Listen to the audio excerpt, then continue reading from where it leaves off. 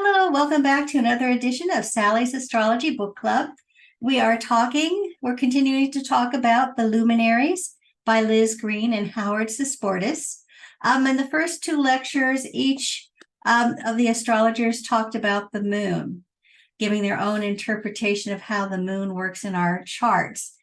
This week, we're talking about Liz Greene's essay or lecture on the sun, which she tells us is a very different force in our charts. We talked about the moon as being the temporal life, the body, kind of the fate, what kind of the things we encounter in life and must deal with. The sun, she tells us, is that force within us, that life force that's always aspiring, always growing, always reaching for something beyond the horizon. We aren't simply our sons, we become our sons in our lifetime. And so this is a long journey that we're on. She calls it very much akin to the hero's journey, where a hero is called to adventure. That we must answer this call if we're going to become the human being we were born to be. And so she talks about just kind of the sadness of someone who refuses to answer this call. An Aries, for example, who refuses to step up when courage is needed. Gemini maybe ignores an opportunity to learn something new. Sagittarian, failing to take that call to expand horizons, lead a bigger, more generous life. A Capricorn, refusing that call to an adventure to work within society to build something worthwhile that contributes to the community. And so I was thinking about different people who had a call to adventure in their life. And as I've been watching The Crown over the past few years, I thought, well, Queen Elizabeth, in a way, was someone who did receive that call to adventure and did struggle her whole life to become her Taurus sun. And so you can see her natal chart here. And she is born with the sun in Taurus in the fifth house. And it's kind of interesting. You would think, oh, a queen, wouldn't she have the sun up in her 10th house, shining before all of the world? But let's look at her life a little more and see why that sun is in the house. It rules individual creativity, taking the self and creating from that self. And so if we know about Elizabeth's history, that moon in Leo very much describes, a child born as a princess, Leo moon, inherits a crown, 8th house. So that's kind of her fate. But the sun tells us that she's being called upon as a Taurus to build something stable, enduring, and valuable. Taurus is that sign that's in the middle of spring, where everything is blooming and flowering. And we want to think about that. A Taurus is someone who is being called to bring something just very stable to the community. You think about a Taurus being someone who might build up a stable career, a very supportive family, a great wealth. Or it could be a Taurus who's on a more spiritual path and is seeking kind of inner peace and just living a life as simply and as authentically as possible. So all different ways we can exert that Taurus call to answer that Taurus call to adventure. But we know that the crown Elizabeth inherited was in a very unstable place. England had recently come out of the war. Before the war, they had King Edward VII abdicate the throne, which threw everything into tumult. And her father, who was very unprepared, became king. He stepped up and did the job, but he was in very poor health for a good part of hit the last years of his reign. And so now everyone's looking to this young woman in her 20s and saying, she's going to be our queen. We look to the crown as something, a stabilizing force in our country. And the crown recently has just been this very unsteady, rickety force in our community. And so Elizabeth's call really is to create a stable and enduring monarchy that the people of the UK could look to and say, okay, everything else is changing, but at least we still have this. And so we find it's kind of interesting that Elizabeth became the longest serving monarch in British history, was admired for almost completely her whole reign, with a few difficult times that she went through. And so she really did, if you think about it, answer the call of that Taurus sun. I know in The Crown we're seeing fiction. The conversations and thoughts being expressed by characters are made up by the writers, but the factual events of Elizabeth's life are pretty much present there in The Crown. So I'm relying on that as some examples. We know, for example, that as a young queen, she was called upon to work with the media, not just to go on the radio, which her father had done, but to go on television and to open up the palace so that TV cameras could come in and so that she could speak directly to the people. And this, to someone who was a fairly private person, was a very difficult hurdle to cross.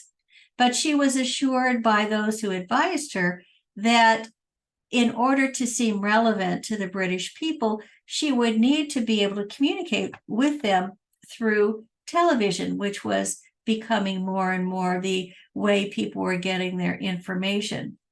And so she kind of crossed this threshold and became someone who became comfortable working with media and communicating through not just radio, but television. We know as England went into the rocking 60s and 70s, the mores changed, and Elizabeth had to kind of roll with it.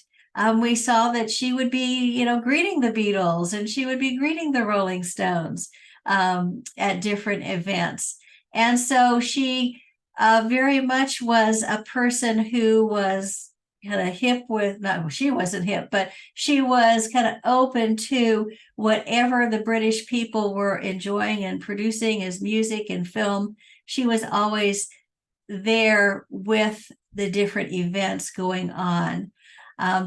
We even saw her late in life at the Olympics participating in a skit with James Bond, one of the great British exports of James Bond movies.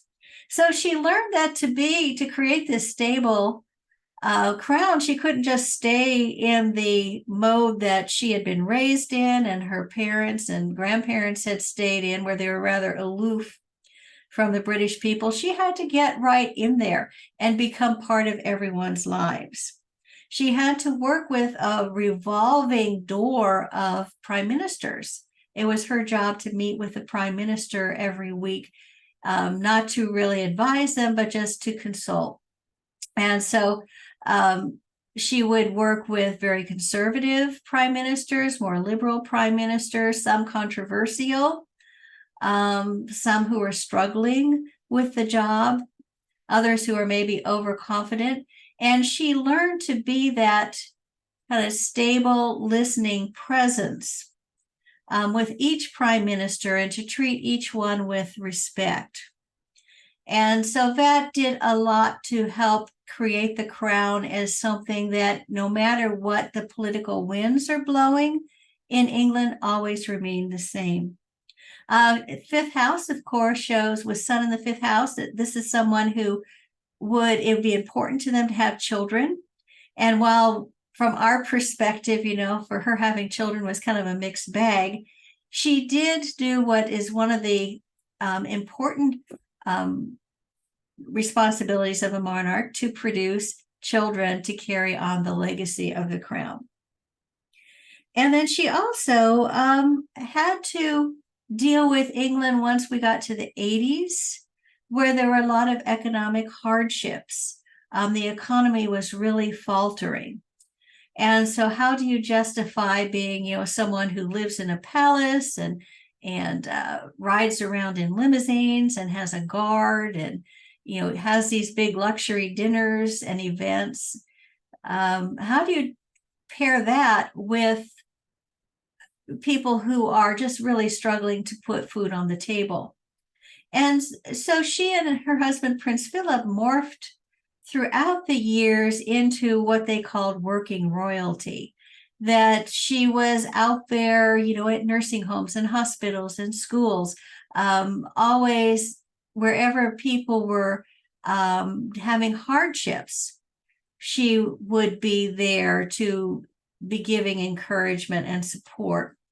And so we got this sense that as time went by, that the crown wasn't just, these lofty, remote people who lived in luxury, but people who were actually in with the people, who were participating in what was going on in life and whatever was going on in the community.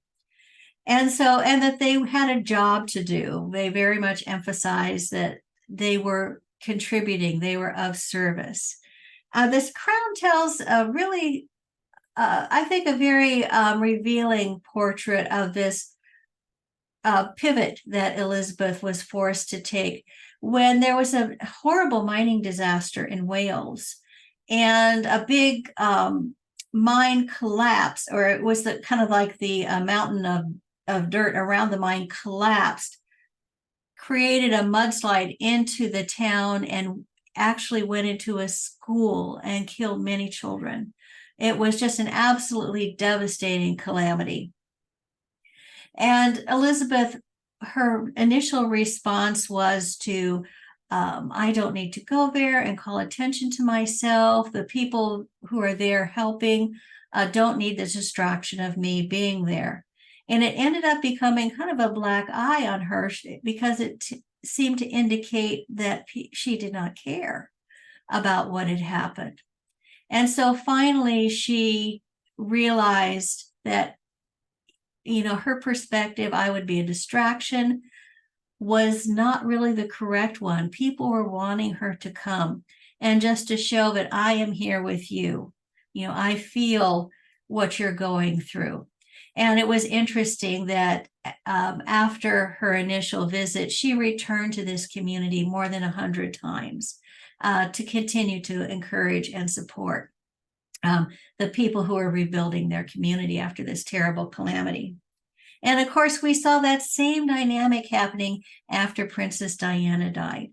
Elizabeth's first impulse was just to stay remote, stay in the palace, let people, mourn. But of course, it began to look again like she just didn't care, that the mother of her grandsons had been horribly killed. And so she had to again pivot and realize what the people were expecting from their monarch was somebody who spoke to their pain and shared their sense of loss. And so she again learned how to take this crown and make it not something stable, not something fixed in time and remote from the people, but something not only that was of value to the community, but something that continued to grow and change as events demanded that it change. And so isn't that interesting that you said her call to adventure with a Taurus sun was not simply to be the queen, but to grow into her crown, to grow as a queen, and to, as the years go by, have it not just be a title, but have it be a calling, a mission, a job. And so she very much, after she passed last year, was remembered, not that she was this, beautiful, admired queen, but that she was remembered for her service and the care that she gave to the people in her kingdom. And I love too that this sun in Taurus in the fifth house, this tells me this is someone who's going to enjoy life, the kind of the natural life. And she was very happy as a country woman. She loved her horses and her dogs and her gardens and took every opportunity that she could to be kind of in nature and getting that renewal, that sense that that nature gives you, that new energy that it gives you. She also, you think about the sun in the fifth house, the house of romance. She had a long-term romance with Prince Philip, whom she fell in love with when she was, I think, in her late teens. And of course, they were together for over 70 years. And again, children, that she was very active and engaged with her children was always something that was called into question when she was younger because she was traveling so much and had so many duties away from home. But you could see as time went by that she played a greater role in the lives of having children, guiding them through whatever crises they were facing.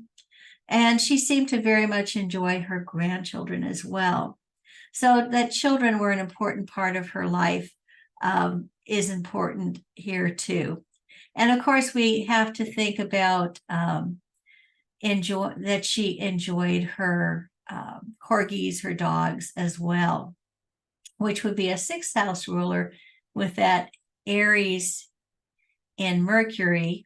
I'm sorry, Mercury in Aries trine that moon, that she got great enjoyment from her pets. And so the final thing Liz Greene says to look for when we're kind of evaluating this hero's journey we're on with the sun is this, what aspects are formed with the sun? Where are the helpers? And it's interesting in Elizabeth's chart that she really doesn't have strong aspects to this sun. It's recently passed over Chiron before she was born, indicating, some of the suffering and woundedness in her family.